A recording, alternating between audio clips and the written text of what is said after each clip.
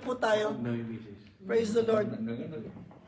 Hebrews chapter 12 verse 2, looking unto Jesus, the author and finisher of our faith. And author and finisher means founder and perfecter. We are not the initiator of our faith. Even faith was a gift from God unto us. Amen? Faith is a gift from God. Right? So, again, just to put everything in perspective, a closer look at faith. Faith results in faithfulness, implying action. So we cannot say, I have faith, but I'm not doing anything. You know, faithfulness has to do with action. So actually, faith is not a noun. Faith is a verb. Faith is an action word. When we talk of faith, we must be doing something. Faithfulness and not doing anything, they can't go together. When we say faithfulness, we are doing something. As I've said, the Bible says, occupy till I come. That's what Jesus said. So while we wait, we're not just sitting down and not doing anything. We are doing God's business. Amen? So that's what it means. Second, faith is taking God at His word. Is that the end of the sentence? Faith is taking God at His word. That's what Abraham did. He took God at His word. When He said, your offspring will be as numerous as the stars, He said, so be it. Amen. Amen. And Abraham, aman in the Lord. Abraham, aman in the Lord. Right? Mm-hmm. That was when his name was changed to Abraham, when he had faith in God from Abram to Abraham. So, faith is taking God at His word. Is that it? Is that the end of it? No, listen to this. Despite impossible circumstances. It's easy to take God at His word when it's obvious that it's already there. But when it is impossible, it's hard to take God at His word. I mean, right? In our giving, in our service unto the Lord, it's difficult to take God at His word when circumstances and oppositions are around. These oppositions, these appearances, which are negative, these circumstances that are not conducive to our thinking, that it is going to, make us obey God's word. The reverse is actually what's happening. We tend to waver and doubt God. See, without faith, it is impossible to please God. But you know what the Bible says? What Jesus said, nothing is impossible to them that believe. With faith, nothing is impossible. Without faith, it is impossible.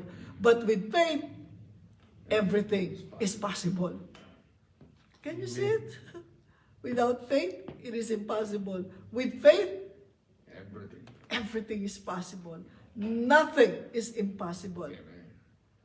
Amen. That's how beautiful God's word is. And lastly, according to biblical faith, what you do is more important than what you know.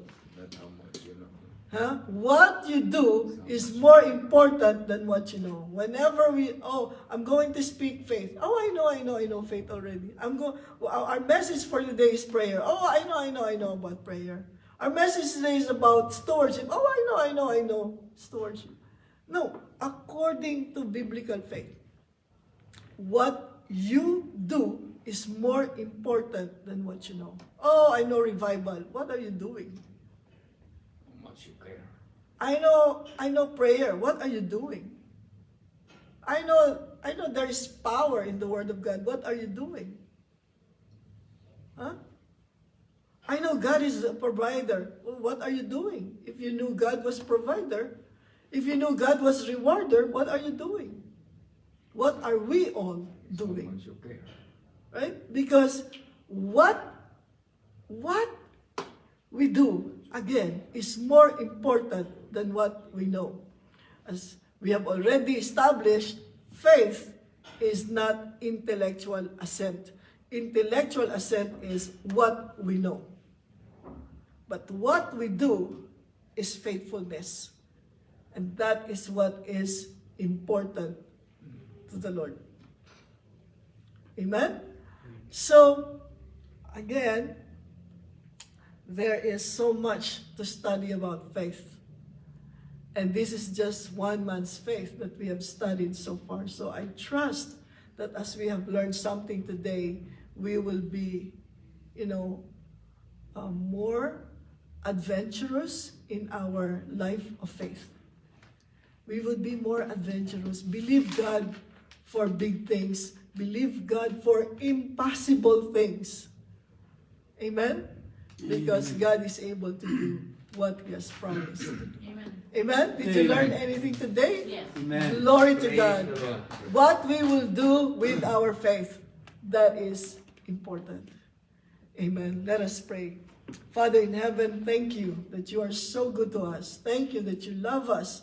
Thank you that you have equipped us, O God, with your word. Thank you that you have enriched us, O God. Oh, we are just blessed beyond what we can imagine. Lord, we continue to stand in faith for those who are sick today, for Jana and Lot and her family. Lord, we thank you for healing them in the name of Jesus.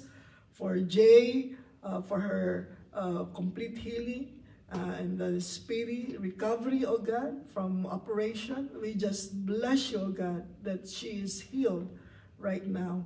And for all those, oh God, who have pain in their bodies, we speak healing. Release your faith now. Let your faith result in faithfulness by doing something. Lay your hand on the part of your body that is sick, and by your mouth declare, by the stripes of Jesus, I am healed. Thank you, O God, for meeting all of our needs. We bless you, Lord. We thank you. We honor you in Jesus' name. Amen and amen. Praise